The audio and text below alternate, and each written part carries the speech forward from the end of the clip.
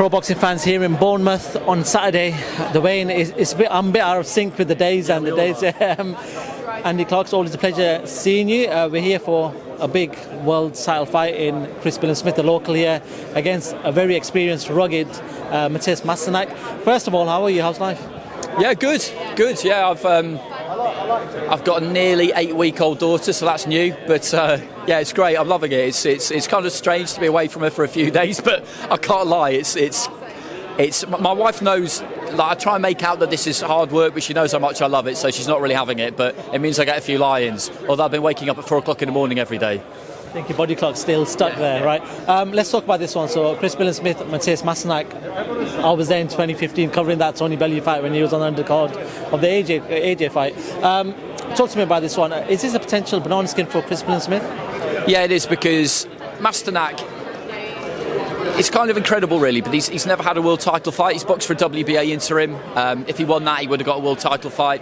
When he fought Tony then went and boxed for the vacant WBC in the next fight. So he's been really close a few times, and he deserved an opportunity, but I think he probably got to the point where he was beginning to suspect that it wouldn't happen, although he did win an IBF eliminator against Jason Waitley in his last fight, but that didn't seem to have been any kind of guarantee of anything, to be honest with you. So he does deserve the opportunity. I think he probably felt it wasn't going to come, and all week he's been a bit like that, hasn't he? He's been really happy, but not in the happy to be here, I'll turn up, give it a crack and see what happens way, in the I expect to win kind of way. So it's good to see really good pros and good level fighters like him get a chance that they really do deserve to get. So it's bold by Chris to choose him, and I think he's chosen him because he wants the respect that will come with the win, and he wants to make sure that you're not going to be complacent fighting someone like Masternak. He's not that guy anyway, Billam Smith, is he, really? But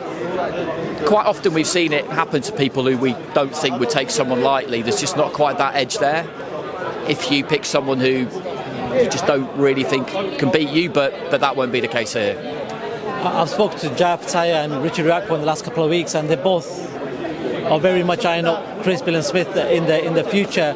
Do you feel like Chris could relish that spot that a lot of people want him at this present time, or do you feel like it's a way for other people to see that maybe Chris is the way to a world title? I think if you're Billam Smith, if you could get the win tomorrow against Masternak, and it'll be hard for whichever way it comes, you would imagine, and if it's good to watch and you kind of stamp your authority by beating a good guy, it does send out a message that I took a hard fight deliberately just to show you all what I'm all about. I beat a Coley, now I beat this guy. If you want to come and have a go, then by all means roll up. If you can bring enough to the table, roll up, because he's worked hard on this home support. This kind of thing doesn't happen by accident. You know, you have to put the time in, you have to put the effort in, and he worked hard to get boxing down to Bournemouth. I think it was a non-negotiable for him, really, when he decided to work with boxing, that they had to come here, and it's been a big success. So he's a good fighter to watch, and he's got that kind of commercial value, if you like. So if I was any of the other fighters, I would want to fight Chris Billam Smith, and not because I felt he was some kind of soft touch, but just because he brings something to the table, and that's key, isn't it? I'm not quite sure what's going to happen with Opatara. You might know more than me. The IBF have been talking today about how they might strip him if he goes through with that fight in Saudi, possibly.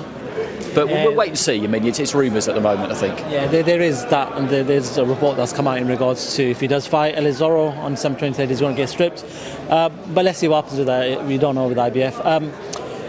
There's a lot of talk right now with Lawrence Okoli. He did an interview a couple of days ago in Dubai with Kugan Cassius, and when asked about his next steps, is he going to be here, is he going to go for Chris Billam Smith again, or is he going to move to another division, he was like, he never really answered it. I think he said it's 50-50 at the moment. There's an opportunity from rumours circulating in Bridgerweight, and possibly Lawrence moving up to Bridgerweight and finding a world title there. What do you make of that situation if that was to occur?